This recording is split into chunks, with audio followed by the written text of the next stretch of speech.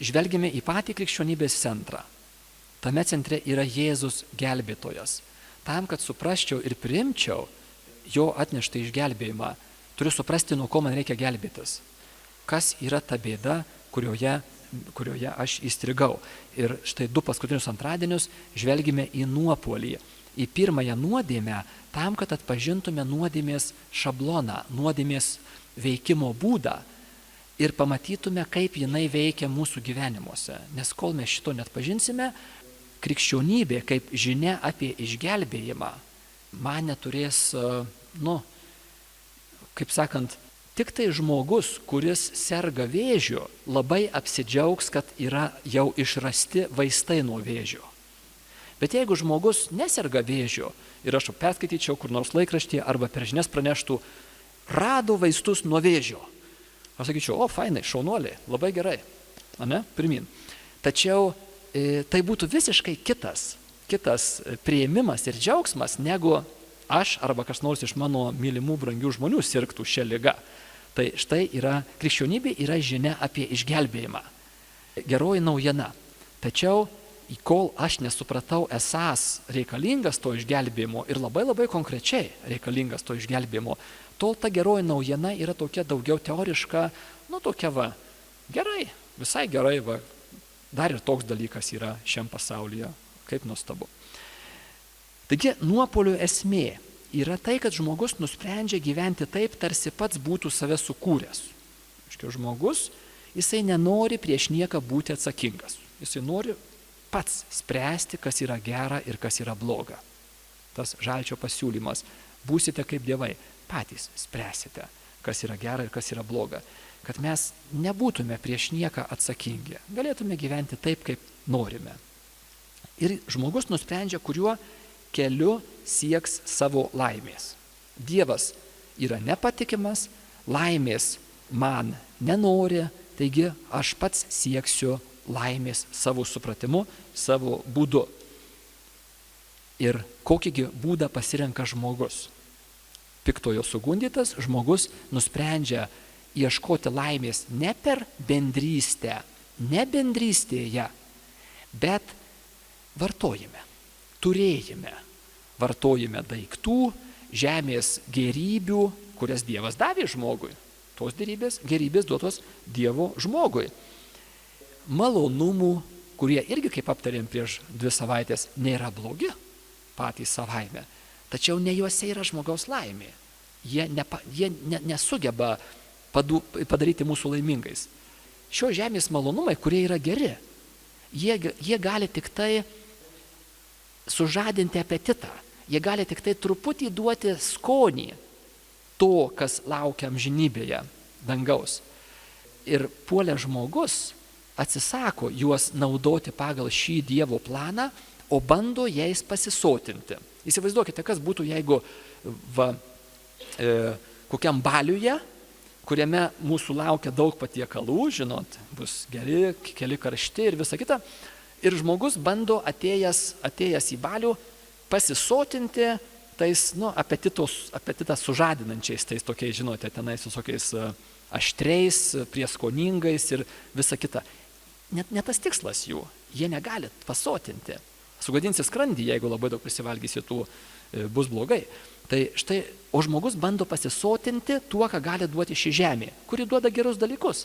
Bet kai jie vartojami su tikslu, kad jie padarys mane laimingą, neišeina nieko.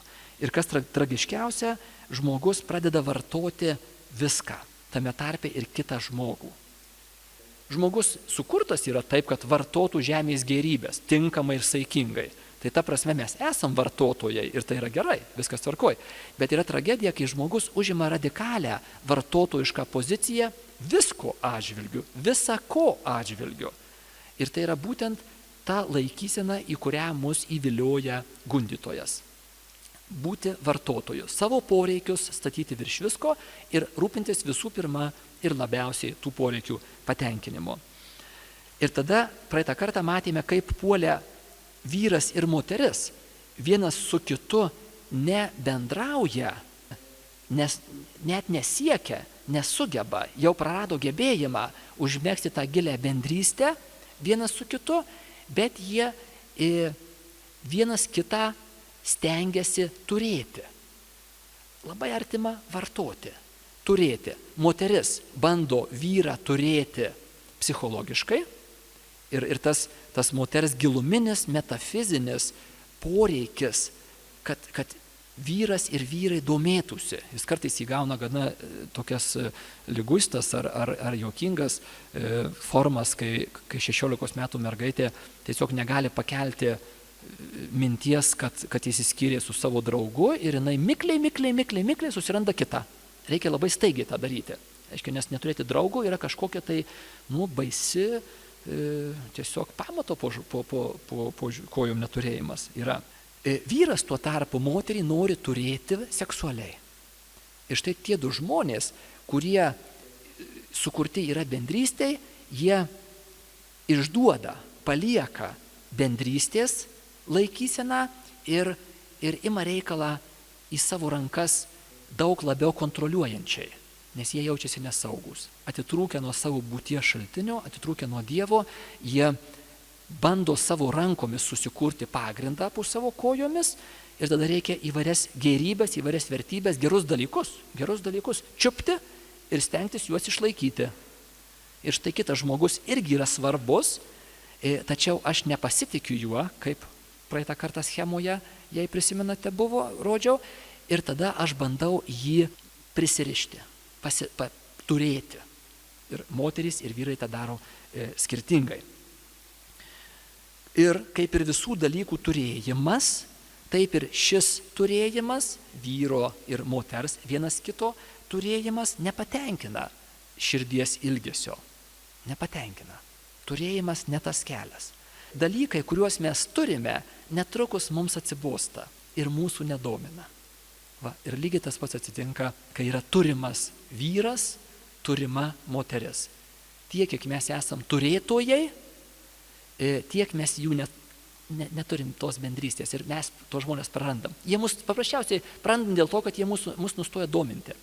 Jeigu aš turiu, tai tas greitai domėjimasis praeina ir netrukus atsiranda bodėjimasis. Tada reikia ieškoti kito, kurį galėčiau užkariauti ir turėti. Ar kitos, ar kito. Ir toliau tęsiasi istorija ta pati. Jeigu man pavyksta užkariauti ir turėti, netrukus tai manęs nedomina. Ir man reikia kažko tai kito. Tai ta tragedija yra puolusio žmogaus, kuris ieško laimės turėjime. O laimė yra bendrystėje. Iš to vietų norėčiau trumpai žvilgtelėti į Dievo planą lytiškumui. Kokią vietą žmogaus lytiškumui, tai, kad mes esam vyrai arba moterys, Dievas yra pramatęs savo plane. Lytys, vyrai ir moterys, yra Dievo plano dalis. Tai yra Dievo kūrybos, Dievo plano dalis. Ir prisimenate jau senokai prieš mėnesį tą aksiomatinį teiginį. Tai, ką Dievas sukūrė, visa tai yra gera. Viskas, ką Dievas sukūrė, yra gera. Mūsų lytiškumas, kaip Dievo kūrybos dalis, tai, kad esame vyrai arba moterys, yra gera. Negali būti kitaip. Kai nupuolame, kai žmonija nupuola, tai šitie dalykai, kaip ir visi kiti, išsikreipia ir pradeda nešti griovimą, destrukciją, tampa blogi arba neša blogį. Jie nėra blogi, jie yra geri, bet jie neša blogį. Bet kūrimo tvarkoje, taip kaip Dievas juos sukūrė, jie yra geri. Mūsų lytiškumas yra labai giliai mumyse esanti savybė. Mes esam vyrai arba moterys ir tai yra ne tik tai išoriškai, fiziškai matoma, bet tai yra labai giliai mumyse ir psichologiškai, ir genetiškai, ten tos, atsimenate, iksiukai, ygrekiukai, mūsų skiriasi bendravimo būdas, dvasingumas vyrų ir moterų skiriasi, mes esam labai stipriai paženklinti to, kad esame vyrai arba moterys. Ir vienas iš mūsų lytiškumo išraiškų yra lytiniai santykiai. Lytiniai santykiai irgi yra Dievo kūrybos dalis, taigi tai yra gera. Aksioma reiškia, tai yra gera. Dievas sukuria žmogų kaip lytinę būtybę ir vienas iš būdų, kaip lytys tarpusavyje bendrauja pagal Dievo planą, yra lytiniai santykiai. tai yra Dievo kūrybos dalis, tai yra gera. Kaip ir visi sukurtieji dalykai, lytiniai santykiai kaip kūrinys, kaip Dievo kūrybos dalis yra riboti. Visi sukurtieji dalykai yra geri. Ir visų jų gerumas yra ribotas. Jie turi savo ribas. Pavyzdžiui, maistas. Geras dalykas ar blogas dalykas? Aišku, geras dalykas. Bet jeigu aš vietoj 2 cepelinų suvalgyčiau 20 cepelinų, viršyčiau ribas ir tas geras dalykas man taptų destruktyvus. Aš susirgčiau, man būtų labai bloga, man būtų. Bet ką mes bepaimtume, viskas, kas sukurta, yra gera savo ribose. Kas tas ribas nubrėžė? Kūrėjas, konstruktorius pasakė, kaip tas dalykas šitoj visoje schemoje funkcionuos. Ir visi sukurtieji dalykai yra geri savo ribose. Lytiniai santykiai yra geri savo ribose. Kokiosgi yra lytinių santykių gerumo ribos? Tai yra vyras ir moteris esantys sandorinėme ryšyje, tai yra santuoka. Santuoka visiškas savęs padovanojimas vienas kitam yra ta situacija, kurioje kūrėjas yra numatęs sutuoktinių intymius santykius. Ir santuokoje intymus santykiai yra Dievo plano dalis, Dievo kūrybos dalis, vyro ir žmonos meilės išraiškos vienas kitam dalis ir jie yra geri. Visur kitur lytiniai santykiai yra išeinantys iš savo gerumo ribų ir tampa destruktyvūs. Ir tą destruktyvumą mes vadinam tuo teologiniu terminu nuodėmė. Reiškia, kai dalykas yra naudojamas ne pagal paskirtį, ne savo ribose, jisai yra destruktyvus ir tai mes vadiname nuodėmė.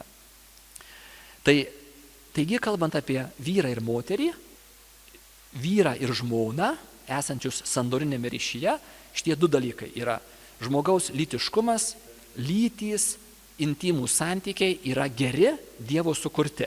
Kaip ir visi dalykai geri ir sukurti, jie yra geri savo ribose.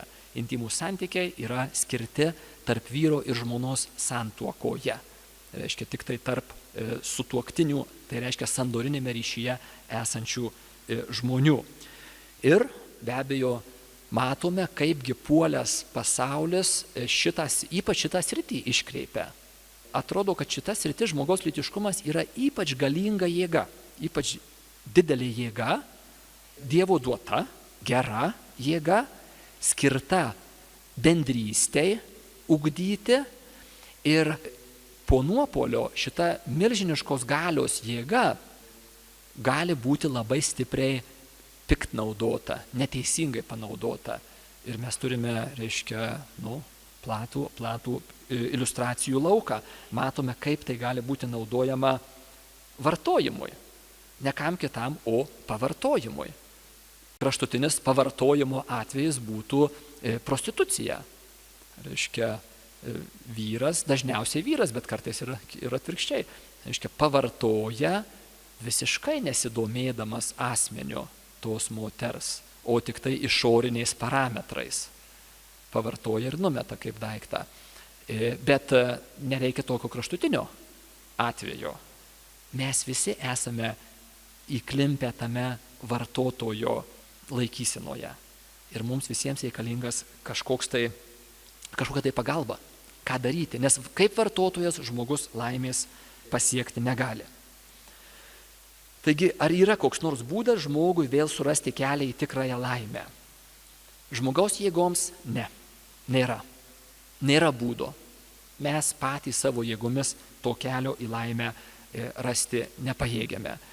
Ir vėlgi, daugumai čia esančių mūsų esame jau savo gyvenime paragavę nemažai visko ir turbūt kartais galite įsivaizduoti, ar net esate susidūrę su žmonėmis, kurie sako, bet palauk, jeigu jie būtų tik tai geri žmonės, tai tada jiegi vienas kito neėstų.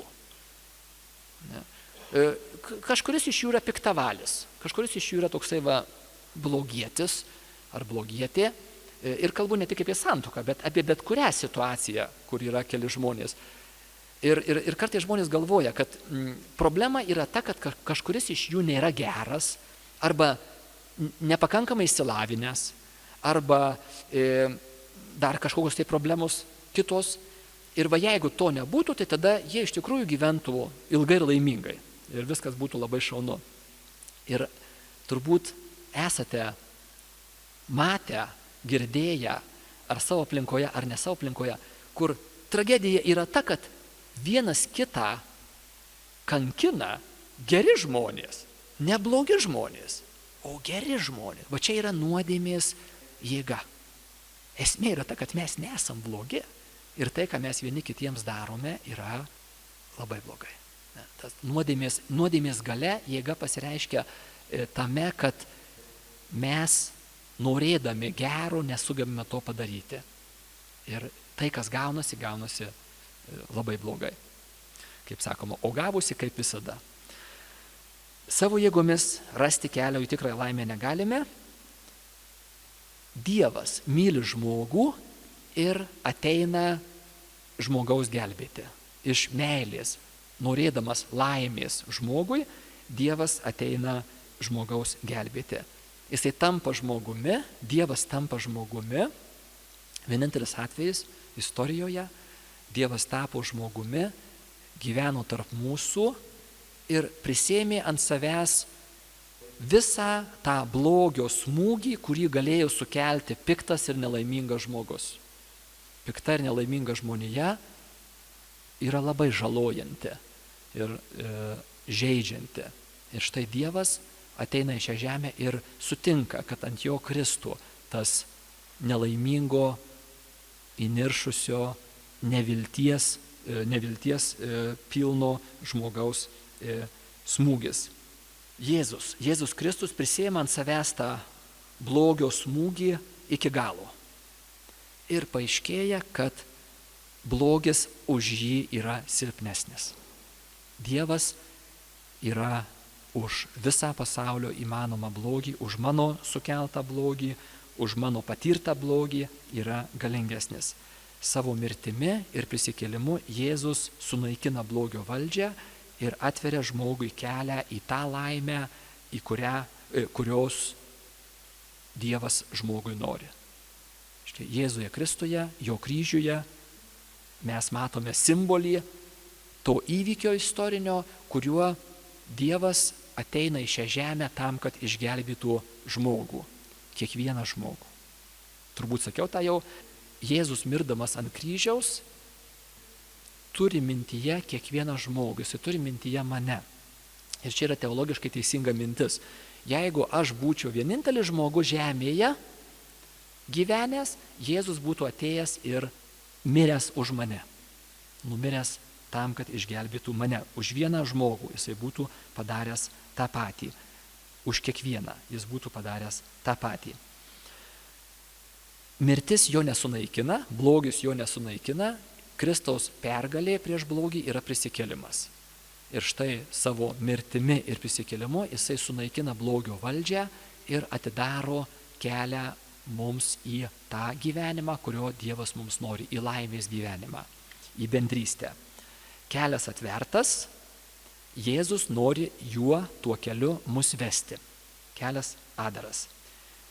Klausimas didysis, kurio faktiškai čia ir susirinkome, yra, ar aš noriu tuo keliu eiti, ar aš eisiu tuo keliu, ar aš noriu, kad Jėzus mane vestų tuo keliu, kurį jis pats atveria. Kaipgi eiti tuo keliu, kaipgi vyksta žygiavimas tuo keliu su Jėzumi. Pirmas žingsnis, pagrindinis ir svarbiausias žingsnis yra pripažinti Jėzų gelbėtoju ir savo gyvenimo vadovu. Tai čia pirmas ir pagrindinis žingsnis, ant kurio vėliau statosi visa kita, arba nėra ant kur statytis. Čia yra pagrindas. Ar aš duodu savo gyvenimą Jėzui kaip gelbėtojui ir vadovui, ar vis dėlto ne? Klausimas yra nelengvas, atsakymas neturėtų būti skubotas, reikalingas rimtas apsvarstymas, visapusiškas apsvarstymas, todėl kad echumenatas yra gana ilga programa, 8 mėnesiai. Tačiau daugelis iš jų esate jau nuėję nemažą kelią, kitaip jūs būtumėt nepatekę čia. Ir kai kurie iš jūsų esate visai pasiruošę jau duoti atsakymus į šituos klausimus. Ir per sekančius kelius susitikimus, artimiausio ateityje, mes svarstysim šitą klausimą. Kas yra man Jėzus? Kuo aš jį laikau? Pripažinti Jėzų savo gelbėtojų ir gyvenimo vadovu yra vadinamasis įtikėjimas. Įtikėjimas. Tai yra pats nuostabiausias dalykas, koks žmogui begali įvykti šioje žemėje. Realiai. Nėra geresnio dalyko žmogui šioje žemėje, kaip įtikėti. Gera sveikata, talentai, šeima, draugai, puikus darbas yra labai geri dalykai. Aš esu labai už juos ir labai norėčiau jų ir savo ir kitiems. Bet jie nėra tokie geri, kaip įtikėti. Įtikėjimas yra pats geriausias dalykas. Tai yra gimimas dangui. Gimimas dangui, kuris prasideda jau šioje žemėje. Dar netobulai, dar nepilnai, bet jau realus dangaus gyvenimas prasideda. Tai ką mes dabar kelis kartus ateinančius svarstysime, ir bus tas įtikėjimas. Ko man reikėtų, ko man dar trūksta. Taigi Jėzus. Ir aš dabar antrojo savo paskaitėlės daly norėčiau jums paskaityti, pakomentuoti keletą svarbiausių dalykų apie Jėzų. Kas jis toks yra, kad mes galėtume prisitaikyti savo ir pagalvoti, ar man tai tinka. Taigi, pats vardas Jėzus yra hebrajiškas vardas, dažnas vardas, nėra retas. Žydų tarpe tai yra pakankamai dažnai pasitaikantis vardas, kuris, kaip ir daugelis kitų žydiškų vardų, turi savo reikšmę, kažką tai reiškia, kaip ir lietuviški vardai, gintaras, rasa, daug vardų turi savo reikšmę. Tai žodis Jėzus reiškia Dievas išgelbsti. Dievas išgelbsti. Šis vardas reiškia. Žodis Kristus yra titulas, panašiai kaip prezidentas titulas. Kristus yra titulas hebrajiško žodžio Mesijas, kuris hebrajų kalboje reiškia pateptasis. Graikiškas vertimas. Kitaip sakant, žodis Kristus yra graikiškas žodžio Mesijas vertimas. Žodžio Mesijas vertimas į graikų kalbą. Kristus. Ir mes perėmėm šitą, susilietuvinom, perėmėm šitą graikiškai žodį. Taigi, žodžių junginys Jėzus Kristus jau yra tikėjimo išpažinimas. Jau yra tikėjimo, aš tikiu, kad Jėzus yra Kristus. Jėzus yra Mesijas, pateptasis. Pateptasis atlikti tam tikrą misiją. Dievas patepa atlikti tam tikrą užduotį, gelbėjimo misiją. Dievas ateina žmogų gelbėti į šią žemę. Ir tai yra pavojinga misija. Jam brangiai kainuoja ta misija. Daug kančios sukelia jam šitą gelbėjimo misiją. Taigi Kristus yra Mesijas, pateptasis. Terminas Mesijas reikalauja atskiro paaiškinimo. Senajame testamente dažnai naudojamas terminas, labai svarbus terminas. Pagrindinė šio termino reikšmė Senajame testamente Mesijas yra Dievo siųstasis Izraelio išgelbėtojas. Tas, kuris išgelbės Dievo tautą Izraelį. Ir žydai šimtmečiais laukia gelbėtojo. Šita tauta ištveria labai sunkią istoriją, labai skausmingą istoriją. Ir vienas iš dalykų, kas juos išlaiko, yra laukimas. Jie laukia gelbėtojo. Mesijas ateis. Tas, kuris davė pažadą, yra tiesakalbis, neapgaus, Mesijas ateis. Jie laukia Mesijo. Mesijo laukimas Izraelio religijos centre. Žodis viešpats, terminas viešpats. Dažnai girdim. Viešpats, Dievas viešpats, Jėzus, terminas viešpats. Yra graikiško termino kyrijos vertimas į lietuvių kalbą. Vėlgi tie iš mūsų, kurie einam į mišias, vis girdime tą kyrie eleison. Viešpatie pasigailėk. Tai yra graikiškas likutis mūsų mišių liturgijoje, ateinantis iš pačių ankstyviausiųjų krikščionybės šimtmečių, kai liturgija buvo švenčiama, buvo kuriama graikų kalba. Ir štai tas gabalėlis atėjęs iš tų ankstyvųjų laikų, kyrie eleison, viešpatie pasigailėk. Viešpats. Senajame testamente šitas terminas viešpats yra naudojamas su labai konkrečiu teologiniu tikslu. Žydai suprato, kad Dievas ir todėl Dievo vardas yra tokie šventi, kad nusidėjėlių lūpos yra nevertos jo net ištarti. Kadangi Dievas yra šventas, tai ir Dievo vardas yra toks šventas, kad purvinos lūpos negali jo ištarti. Yra neteisinga, yra draudžiama jį ištarti. Todėl žydai Senajame testamente vietoj žodžio, ten kur būdavo Dievas žodis, jie garsiai sakydavo kitą žodį, jie sakydavo viešpats, kuris yra jau kitas žodis, kurį jau gali tarti nusidėjėlio lūpos, ir todėl skaitydami hebrajišką šventą raštą žydai sukeisdavo ir naudodavo kitą žodį, naudodavo hebrajišką žodį viešpats, o hebrajiškai jisai skamba Adonai, viešpats. Vėliau šitas terminas viešpats tapo, žodis viešpats yra Dievui, tik tai Dievui skirtas žodis šventraštinėme kontekste. Švento rašto sampratoje žodis viešpats gali būti taikomas tik tai Dievui. Ir atėjus į šią žemę Jėzui, po jo mirties ir po prisikėlimo, jo šitas terminas taikomas jam, kadangi jisai yra Dievas, atėjęs į šią žemę, tikras Dievas ir tikras žmogus, atėjęs į šią žemę, tapęs žmogumi. Ir termino viešpats taikymas Jėzui yra irgi tikėjimo išpažinimas. Sakyti viešpats Jėzus yra išpažinimas Jėzaus viešpačio. Labai svarbus dalykas, tai labai netušti žodžiai. Ir už tai, kai jūs svarstysite dabar per ateinančias savaitės šituos žodžius, jie turi būti labai gerai apsvarstyti, kad juos galėtumėte rimtai ištarti. Žmogaus sūnus. Jėzus yra žmogaus sūnus. Naujam testamente nuolat girdime, kai pakelsite žmogaus sūnų virš žemės. Žmogaus sūnus. Jėzus nuolat taiko šitą pasakymą savo. Kelios prasmės. To meto žydų kalbėsenoje žmogaus sūnus yra naudojamas dažnai tiesiog vietoj pasakymo aš. Vietoj aš sakoma žmogaus sūnus. Tai yra labai toksai, kaip ir kasdienis vartojimas. Tačiau šalia šito kasdienio, gana buitinio vartojimo, žmogaus sūnus Senajame testamente karts nuo karto minimas kaip paslaptinga figūra, kurią Dievas laikų pilnatvėje atsiųs į šią žemę, ateis žmogaus sūnus. Ypatingai Danielio knygoje Seno testamento kalbama apie tą žmogaus sūnų, Dievo karalystės atstovas ir įkūrėjas, kuris nugalės blogį, kuriame Dievas švęs pergalę prieš blogį, tas žmogaus sūnus.